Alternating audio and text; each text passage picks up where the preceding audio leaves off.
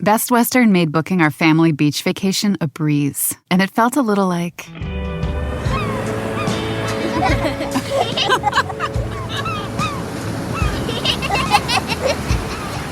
Time to go. Okay, kids, back in the room. You gotta come on, guys. This has to be like... Good night. Life's a trip. Make the most of it at Best Western. Sometimes it takes a different approach to help you unlock your true potential. With Capella University's game-changing FlexPath learning format, you gain relevant skills you can apply to your career right away. Earn your degree from an accredited university and be confident in the quality of your education. Imagine your future differently at capella.edu. Capella University is accredited by the Higher Learning Commission. Learn more at capella.edu/accreditation. Motherhood. 1 minute, you're mom of the year. I love you, Mommy. Then the next, not so much. From bath time to bullying, from potty training to puberty, parenting is full of challenges. But one thing is for certain, you are not alone. Welcome to Modern Mom Probs. I'm your host, author, mother, parenting expert, Tara Clark.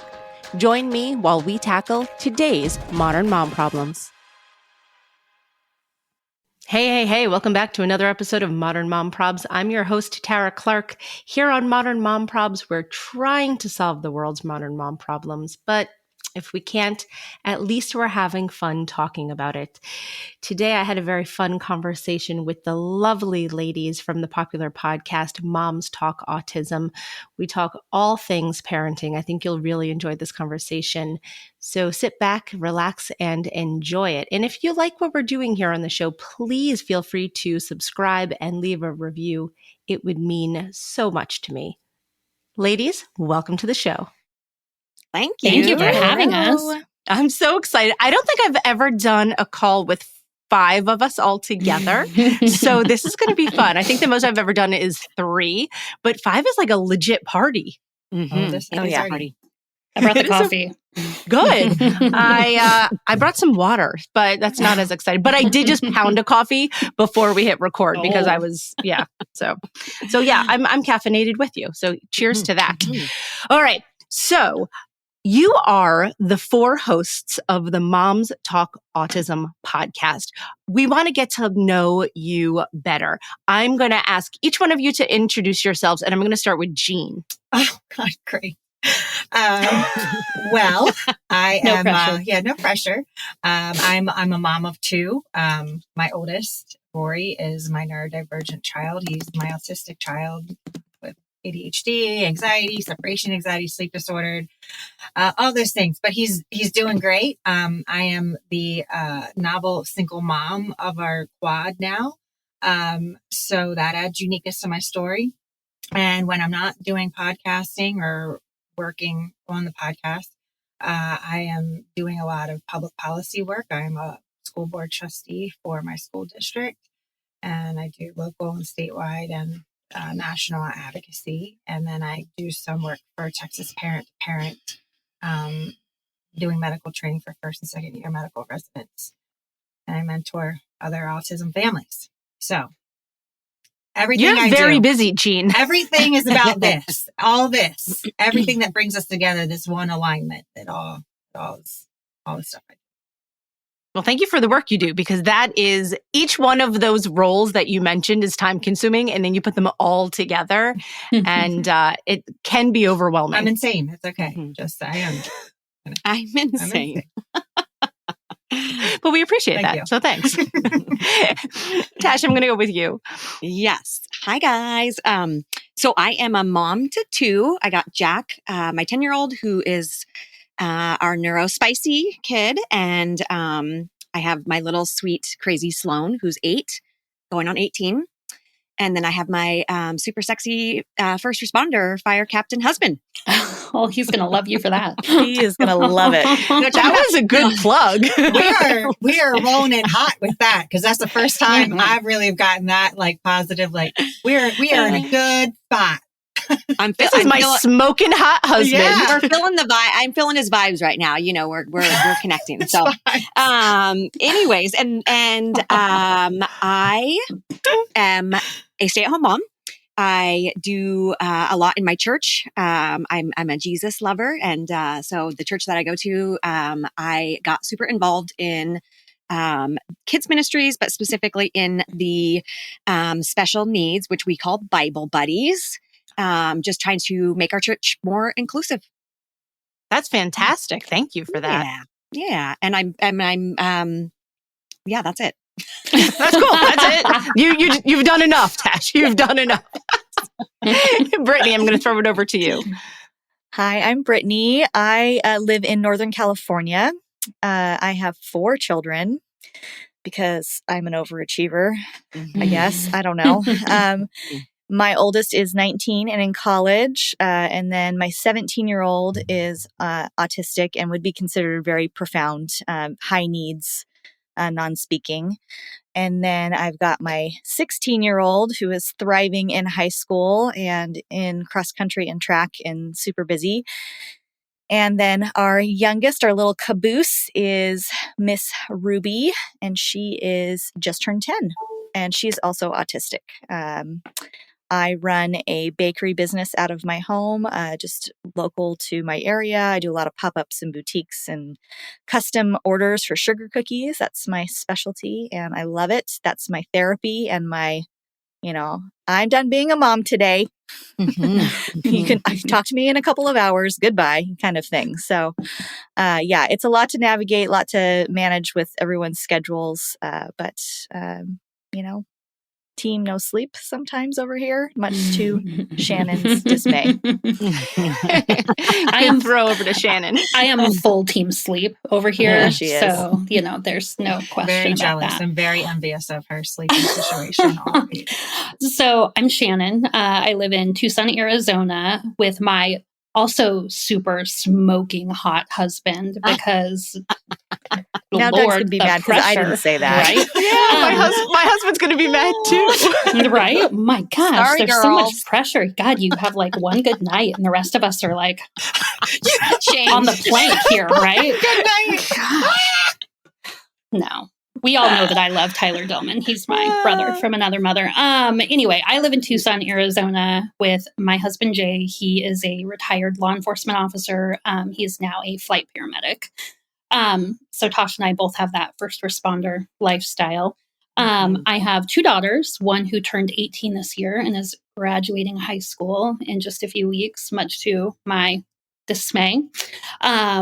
And she's the best big sister in the whole wide world. And then Gracie is my almost 9-year-old, and she is autistic. She has apraxia, OCD, like Jean said. We could have an episode on that. But my little neurospicy, almost 9-year-old with the biggest belly giggles in the whole world. So, and I'm a realtor. And then when I'm not slinging houses, I'm listening to all murdery things on podcasts. So it's just what I do. I guess I should have said that I'm living in Texas. I don't want to say I'm from Texas. I live in Texas. I'm from Baltimore. So that's probably relevant. That's the distinction. Yes. So let me ask you this question, ladies. How did 4 women from all over the country get together to start a podcast? We are looking at Brittney that, again. I guess. I usually answer this question. I don't know why, but so we met during the pandemic online. We were all feeling isolated and lonely and scared and frustrated, like many, many families out there. I would say majority of them. And we had the added benefit and bonuses of trying to navigate and basically carry out our children's IEPs at home, virtually. And it was really tough. And there's a lot of factors involved but we all felt like we needed more connection. So we were searching it out. I think we were looking for it. And a little group formed on Instagram first. It was a larger group. And then over time, we switched over to Marco Polo so we could see each other. And, the 4 of us are the ones who kind of stuck around, and we really gained a lot of support and meaning and, I don't know, just connection with each other. And we really wanted to share that with other people. And so that's kind of where the podcast idea started. And here we are, and we are loving it. We record and drop an episode every week about different topics having to do with neurodiversity and autism and being parents of those kids. Also being ourselves. We have now sprinkled in episodes where it's like, we're just going to talk about us, right? So we're trying to remove those layers, like us behind all of that, the stuff that we do and manage as caregivers. And I think, what's funny about what the pandemic did, being this host for a myriad of things that we are all now living on the other side of, right? So a lot of people had more babies or got more pets. I'm one of them. I ended up attributing 4 more animals to my insane circus that I have. And we also decided that our baby is a podcast, is what we decided to do. And here we are. Like, I guess that's a byproduct of the pandemic. That's our baby. Here she is. Yeah, it absolutely is. Crying and walking and talking and everything. Oh, come on, girl. Amen. Literally. It's interesting that you said about Marco Polo, because not that long ago, actually, it was probably a year ago, so it was a while ago. I had 2 women on my show, and they were talking about Marco Polo and creating their own individual communities. One was Megan from On the Hard Days. I don't know if you know her. If you don't, you absolutely have to listen to her podcast, connect with her, because she is awesome, awesome, awesome. Mm-hmm. I follow her. You do, right? She's great. She talks about having neurospicy children as well, and her podcast is fantastic. But she started her community through Marco Polo, so I just thought that was really interesting that you mentioned that. Yeah, I think it was kind of a scary thing at first, because social media is just that. Social media, you're not generally not live. Everything's curated and photoshopped, etc. But really getting behind a recorded video, while also being able to watch it live, it changed the dynamic of, it's that in real life context, and it allowed us to be more vulnerable with one another and go deeper. And it was like, man, that's what everybody needs, in this community. This is what we wish we had in the beginning of our journey. So with our kiddos diagnosis. So do you want to talk about that? So when we first started it, Tash was the instigator to get everybody over. Okay. I'm the instigator. I'm the pusher. Then she gets on, and we both at the time we worked for selling skincare for the same product line. And so we had no shame. We're like, whatever. And we get on with either completely naked faces, looking like semi-homeless, wearing face masks or whatever. And we're like, listen, guys, it's okay. Like, here's where we don't have to be this curated version of ourselves. Like, we can literally be like, just be yourself. Show me who you are. It's okay. This is who I am. Really, this is it. Take it or leave it. And they all could have left it. Shannon and Brittney could have ran for the hills. And sometimes they wish they would have. I like that everyone just was like a choir coming in at the same time on that. Yep. You're stuck with us, girls. Sorry. But you knew that there was truly a need in the market. I hate saying the market, but for lack of a better term, you knew that there was a need in the market. You knew that this needed to be talked about.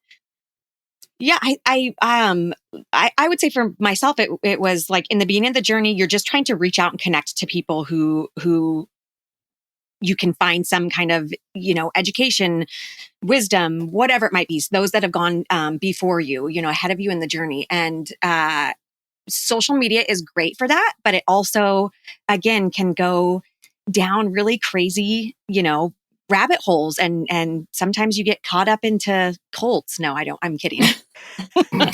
I'm totally kidding.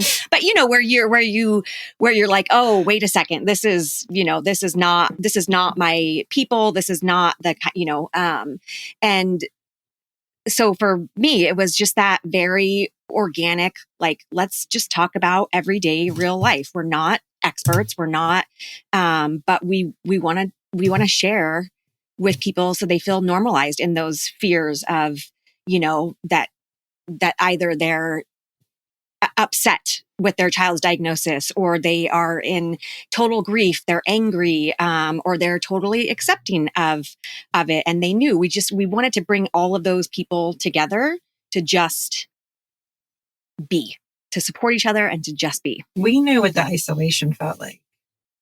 You get so consumed, especially with the level of diagnoses that our children had, with the therapy schedules and the care map that you're juggling. Like all of a sudden, even though your child has not changed, right? Your child is still your child, but what you're doing to support that child is completely different. And for many of us, we've talked about this, is that we were spending a lot of time in the car, right? Like that's time you're not interacting with anybody but your children or whatever, or yelling at people in traffic and having, car road rage, which some of us do have, more than others. It's podcasts. And so that's not really, real connection, but you can, I was listening to some podcasts, but it was like, you realize that's a real avenue for people that really meets them in a need at a time that is probably the most tender, because they're just trapped with their thoughts while they're driving back and forth. And then that's their whole day, is managing that. And then there's not much downtime. And so if you can listen to people that are having the same lived experience as you, that gives you a level of comfort. It makes you feel seen. And we get to hear that feedback all the time. We don't do it for the feedback, but I can tell you that affirms the reason why we're doing what we're doing when we get that feedback. Like, listen, and there's somebody that wrote to us the other day that said, you guys were my only friends for a long time, and thank God for you. Like that's real, because that's the reality of lives living, being a mom or caregiver or parent or caregiver to any child with any medical need, high medical need. So we're in it for that. Like that's what we're in it for sure. Well, and let's also talk about, there are friends of neurotypical children who are wonderful. I have some of the best friends in the entire world. Yes. I cannot tell them some of the crazy stories that happen in my household, i.e. code brown, code whatever. Like we've got labels for these things. And like in our connection, I can get on my Marco Polo with these girls and I can tell them the craziest story I got on yesterday. It was a story I could tell anybody, but it included a lot of paint and significant amounts of water. And like, I can just get on and tell these ladies the craziest stories, and there's no judgment, because they've either had the exact same thing happen or they have one-upped me, and it is even crazier than anything that I've ever seen. And so like, we like that. And we, as much as we can, try to share those things with our podcast community. We always want to be mindful of our kids' autonomy and the understanding that what we do share is out there for the world to see. So there are things that, and we tell our community this, you're never going to see a video of one of our kids having a meltdown. Like that is not ours to share. But we do come in and try to be very vulnerable and open with all of the things, that we really can, so that there is that connection there. Yeah. Did you ever find that you make friends with the other parents in the offices, the therapy offices? I did a reel a few weeks ago about like chatting with the other parents at the OT office, saying like, I see you, do you see me? Something like that. And it resonated really well, because people were like, thank you for seeing me. Thank you for acknowledging that. Because when Jean was saying about being in the car, it's lonely, right? So you're going from, let's say, appointment to appointment to appointment. But I know when my son goes into OT, I'm sitting there, for an hour in the waiting room. And I look forward to seeing those same parents each week. Checking in with each other. You've created a little community there too. Like, we always try to talk about that. Like, it's really, really good to have a diversification in all areas with friendship, not only with you, but your children. It's important for your kids too, but for us, especially, we're moms, we can speak to that piece. It's great to have the podcast. It's great to have the social media connections and to be communicating that way. It's great to be in the office of the OT or wherever you are, talking to other parents with neurodiverse kids. That's important. It's important to have families in your life who are all neurotypical. Yeah. You know, neighborhoods, schools, church, whatever it is, you need to have a little bit of all of that in your life, because you're going to be able to connect with different people in different ways. Mm-hmm. And that's important. It's important for your autistic kids, and also for if we all have neurotypical kids too. They need to experience all of those various aspects of life as well. So it's really hard to do that. It takes a lot of energy and a lot of time, but it is worth it. We really feel like that's the best case scenario for our families. Mm-hmm. Yeah. And the further in your journey that you are, you know, you get comfortable doing those things. You get comfortable knowing when to say, no, this isn't a good situation for us to be in, or we're going to bow out of this, or knowing who your neurotypical tribe is. Those people who really can handle your stuff, rally, not just you, but your children. And they are, you know, open to really educating their kids, and they want their kids to be around, you know, different mind people, different bodied people, all of it. So, yeah, but it takes a little while. Best Western made booking our family beach vacation a breeze, and it felt a little like...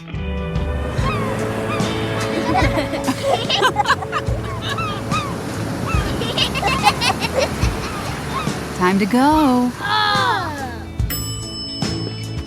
Okay, kids, back in the room. You gotta come on, guys. This has to be like... Good night. Life's a trip. Make the most of it at Best Western.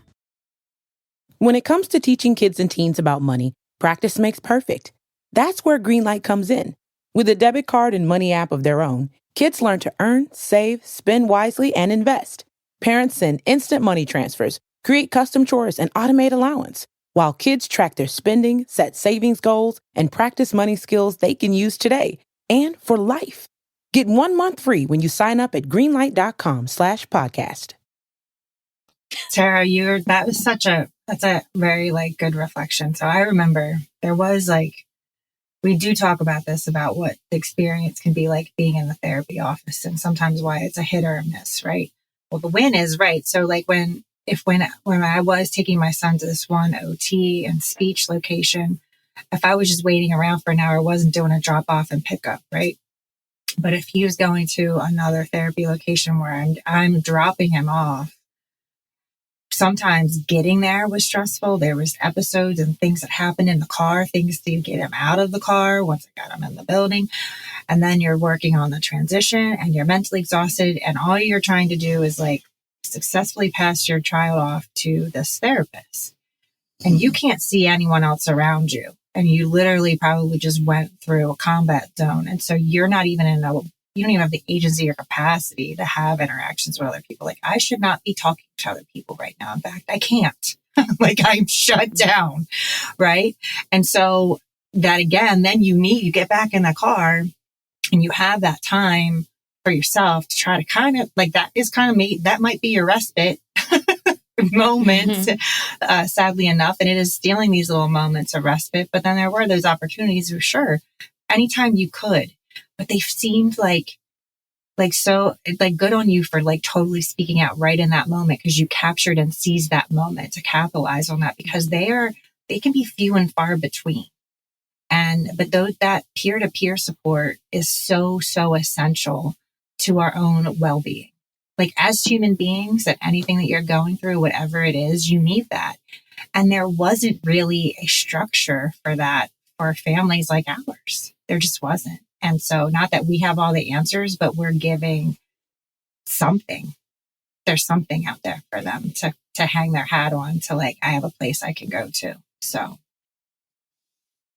Yeah. In that particular office, there's one family, and they are characters. I could say that the son is adorable. The parents could benefit from a few parenting classes. I'm just going to leave that there. Really nice way of saying that. Yeah. It's really the most diplomatic way. That was so diplomatic. really benefit from parenting courses.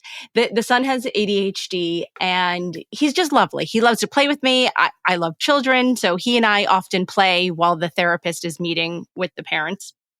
And then there's another father, it's either the mother or the father, dropping off their autistic nonverbal 4-year-old who is adorable and he's the sweetest little boy.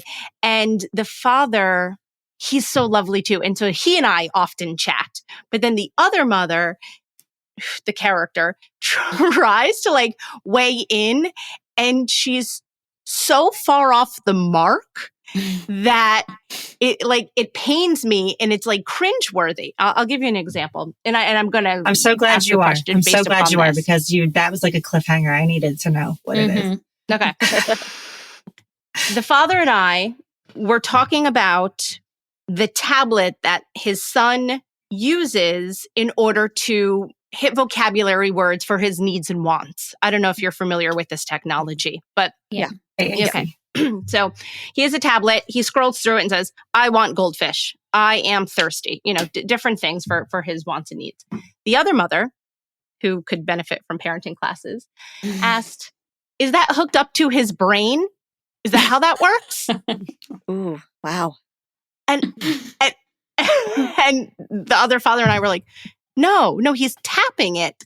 And my question to all of you is, how do you deal with those moments where someone is so far off the mark from understanding your situation? I have had not that exact experience, but similar things with questions from people that are maybe, well-meaning but ignorant, and you can approach it several different ways. But in that moment, and these like kind of decisions will become faster and easier for you as you experience more and more of them. But in that moment, you need to decide, am I going to take this opportunity to lash out and be angry? Am I going to take this opportunity to educate? Or am I just not going to respond to the situation? And sometimes it's a really split second decisions, right? And I've found as I've gotten older, not only my tolerance is less for this wasn't necessarily a mean comment. Like she was genuinely asking. It sounds like a genuine question, but sometimes they are like blatantly rude and meant to be so. I have very little tolerance for that. I think all 4 of us have no tolerance for that kind of stuff anymore. But I can also look at a situation like that and choose to perhaps educate. And that's where like kind of some of the nuance can come into play, and you kind of need to meet them where they're at and then maybe try to take them a step or 2 up from there. So, in that situation, I probably would have said, well, in a way, I guess it is connected to his brain. That's what we're trying to teach him to do, is to think of the words in his head and then use his hands and, to navigate the page and then choose what he wants to say to us, So yeah, I mean, she's not completely off the mark, but yeah, there's no like wires coming out. That's what she was alluding to. That's what she was alluding right, to. Yeah. Like it was like plugged in. You definitely. Go ahead. Sorry, Shan. Oh, that's okay. I had to get on to see if your podcast was marked explicit or not before I made. It depends on the episode. Okay. I think she's gonna go for it. Oh no, I'm not going to go there. I'm very good on my podcast, but I just had to check because in real life I have problems. We pray for you. I agree completely with what Brittney's talking about. Also, I think in the situation, it can be very different because, like, are they in a place to accept education? Correct. Because a lot of times people are not in that place. I have gotten very good at being able to tell people to kick rocks and that the situation at hand is more a result of where they are in their lives than it is where we are and where Gracie is in our lives. And so I think that that's hard. And I think when you're new into the diagnosis, everything already seems so heavy and you're so worried about what people are thinking of you, that it can be really hard to handle situations like that.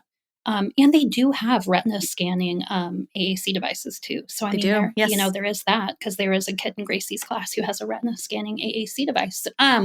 So don't ask me the science. I would not be able to tell you how that works. But, I think I've never been more happy to be in a place in my life where I have no problem telling people that they can kick rocks. And it's a great place to be. Yeah, it really is. Sometimes it's good sometimes. I feel like Tara too. It's all at where you're at in your journey, and then just who you are as your personality. I'm a very used to be angry, aggressive person. Now I just say, "Oh, bless your heart." Oh, did you move south? Did you come here? Which is essentially telling somebody to.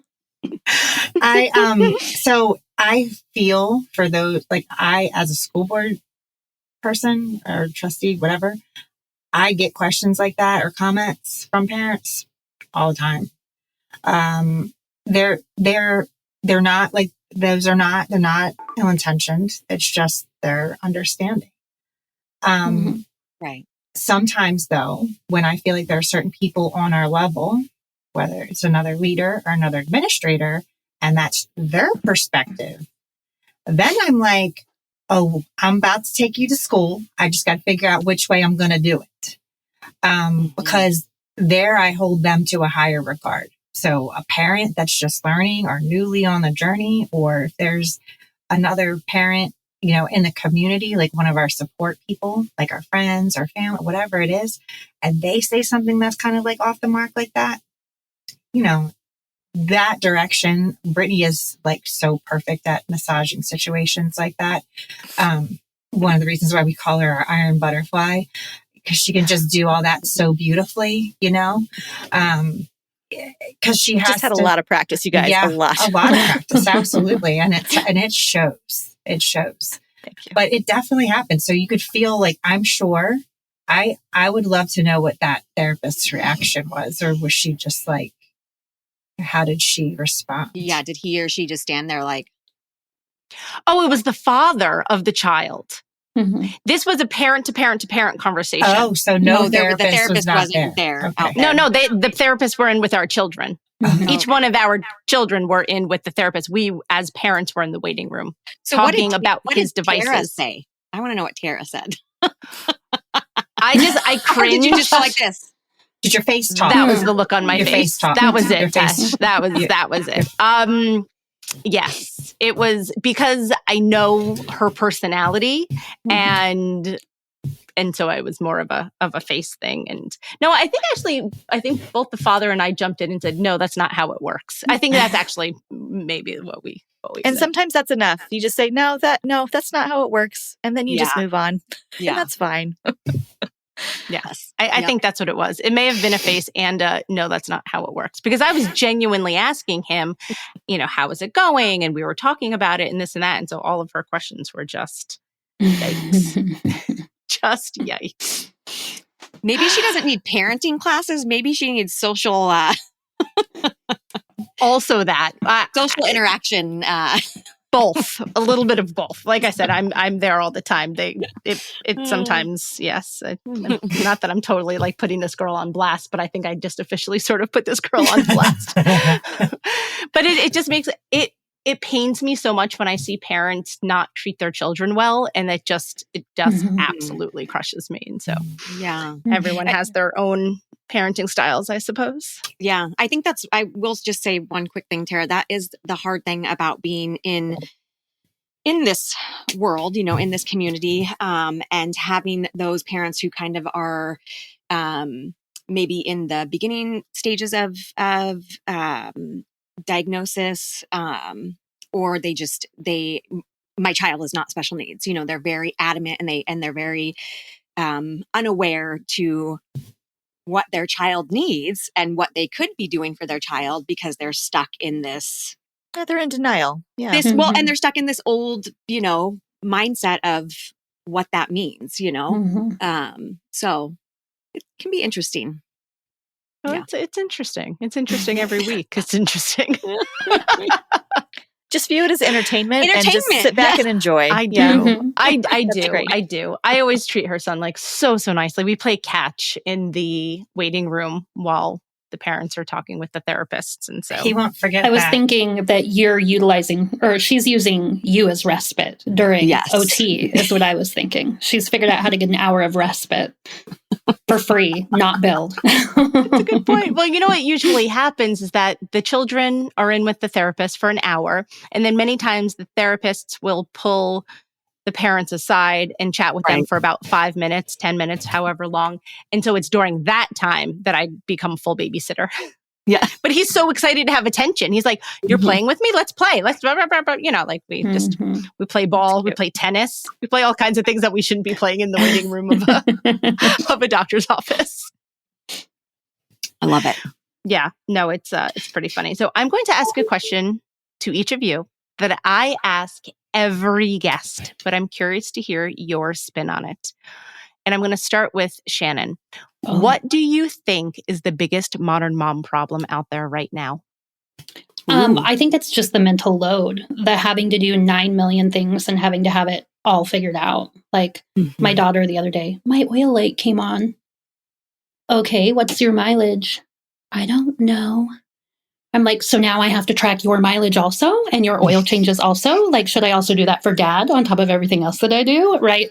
So it's just that constant having to have everything together and know exactly what's going on at all times and the exhaustion that comes from that. All right, Jean. Yeah. The cognitive labor is big. It's unsustainable. And now, and I think, and I talked about this on other episodes, not yet published, and maybe also in someone else's podcast, I mentioned this, is that and I was a huge believer and pusher for this. And when I would mentor families or mentor moms or take them under my wing, I'm like, okay, let's talk about what your self-care plan is going to be. And you need to establish rescue plans, and then you need to establish endurance plans. And that was all sustainable enough for me to manage while I was still married. And now that I'm getting divorced, yeah, that is not, there's the infrastructure out there. There's nothing. Doing those plans are not sustainable for me right now. They're just not. And I think, and I've seen it on other platforms where there's people, my other, educators who are moms and are talking about this just in general from like a nationwide perspective, is that societally, what we have, we can't, we can manage it for a time being, but again, there's no long-term sustainability because societally, we have to deal with infrastructure issues to better support that. I mean, really, truly. So we're constantly in this cycle of violence per se, of like, we're breaking down and building back up to break down again because more just keeps getting added to our plate. I just don't see, the solution is looking at infrastructure things that we need to do at large, I think. And that takes time. So yeah, that's my answer. That's a good answer. Very valid answer. Brittney, I'm going to throw it to you. Yeah. I guess I'll piggyback on both of those a little bit. For me, it is the constant, not redirection, but like corrections. Like when you're steering, what's the word I'm looking for? Like, and you're trying to like keep yourself in the middle of the lane. The lane assist. I don't have lane assist, Shannon. No, I just got it, and it's sort of annoying, actually. Yeah. But you're course correcting. You're constantly course correcting. That's the word I'm looking for. It's early, guys. Sorry. But yeah, that is multiplied by 4 for me, right? With my children. And they all have different levels and different needs. Even this goes across the board for neurotypical families and neurotypical kids as well. They still need course corrections and help from me. And then on top of that, I'm trying to, balance my own life and try to, get what I need out of, self-care and exercise and eating right and all those things. And it's just a lot to juggle. It's a lot of hats. It's a lot of, balls in the air, whatever analogy you want to make. And it's really, really important to have people in your life who can take maybe a look back. They can see you, from a little bit of a distance and say, maybe that plate over there isn't quite so important. Let's maybe set that one aside for a little bit. Shannon's making faces at me because she's probably done this to me recently. So yeah, like those kinds of things, it's really, really hard. And I think we all struggle with that regardless of our family situation, right? So I don't know, just I'm in it with you, everybody. I get it. It's hard. This is why you don't allow yourself to become outnumbered, Brittney. It's too late. I can't. I know. I can't give them back. Can't give them back. And we wouldn't if we could. No. I love them all. Yeah. All right, Tash, I'm going to go with you on this one. Okay. I'm just going to say all of what the girl said, but also to just this day and age, we are in such a social world where at our fingertips, it's constant viewing of everybody's life. And we are under the illusion that we have to be everything and we have to be perfect at that everything. Mm-hmm. Being a mom, being maybe it's a business owner, an advocate, a legislation person, a stay-at-home mom, or all of those things mixed together. And it doesn't allow us just to be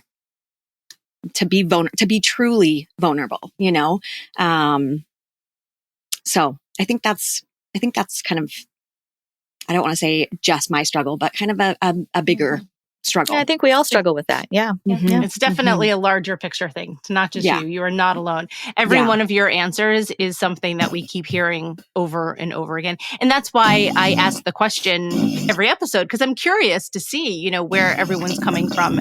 And there are definitely themes that are recurring week after week. That's one of my animals. Your cat is purring very loud, Jane. That would not be the kitty cat. That would be a dog. Oh, another four-legged. It's a dog. Oh, yeah. She's usually quiet. You don't hear her, but she's apparently having a dream. Aww. Yeah, that's really cute, though. I locked my cats out of this room right before we started recording because they would be but she's wreaking havoc. She somehow got in, and then I couldn't escape, and we started. And I was like, "We're just going to roll." Chaos monsters. Just roll with it. That's what it is. Chaos monsters. Agents all your of chaos monsters. That's what we say. Ladies, where can we find you and where can we listen to your show? Where can we learn more about you? I just want to compliment you on how gorgeous your new website is, by the way. Stunning. You. Where can people find it? Okay, I'll go. Go ahead. We're all looking at each other. I'll go. momstalkautism.com on the interweb. And then we are at Moms Talk Autism on Instagram. And that's where we do the majority, of our connecting. You can email us at hello@momstalkautism.com. And the podcast is everywhere. We're on all the players. So come and find us. Yeah, everyone needs to listen to this show, whether you have neurospicy children or neurotypical children, or people who do. Listen to the show. Everyone knows somebody who's, has neurodiversity in their family. Everyone does. True. Absolutely. Ladies, thank you so much for being here today. Thank you. Thank you for having us, Tara. Awesome.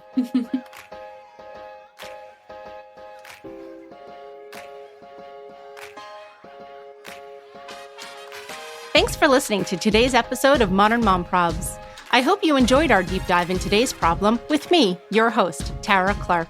Join me next time when I'll be interviewing another great guest and tackling another modern mom problem. If you enjoyed today's episode, please leave us a review and a rating. As always, you could head over to Modern Mom Probs on Instagram and give me a follow, or check out my book, Modern Mom Probs, A Survival Guide for 21st Century Mothers, available online wherever books are sold. Well, that's it for today. See you next time, folks.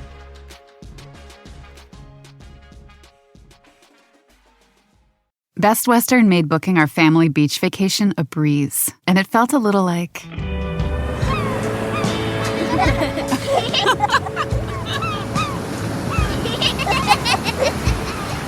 Time to go. Okay, kids, back in the room. You gotta come on, guys. This has to be like... Good night. Life's a trip. Make the most of it at Best Western. When it comes to teaching kids and teens about money, practice makes perfect. That's where Greenlight comes in. With a debit card and money app of their own, kids learn to earn, save, spend wisely, and invest. Parents send instant money transfers, create custom chores, and automate allowance, while kids track their spending, set savings goals, and practice money skills they can use today and for life. Get 1 month free when you sign up at greenlight.com/podcast. The living room is where you make life's most beautiful memories. But your sofa shouldn't be the one remembering them. The new life-resistant, high-performance furniture collection from Ashley is designed to withstand all the spills, slip-ups, and muddy paws that come with the best parts of life. Ashley high-performance sofas and recliners are soft, on-trend, and easy to clean. Shop the high-performance furniture in-store or online at ashley.com. Ashley, for the love of home.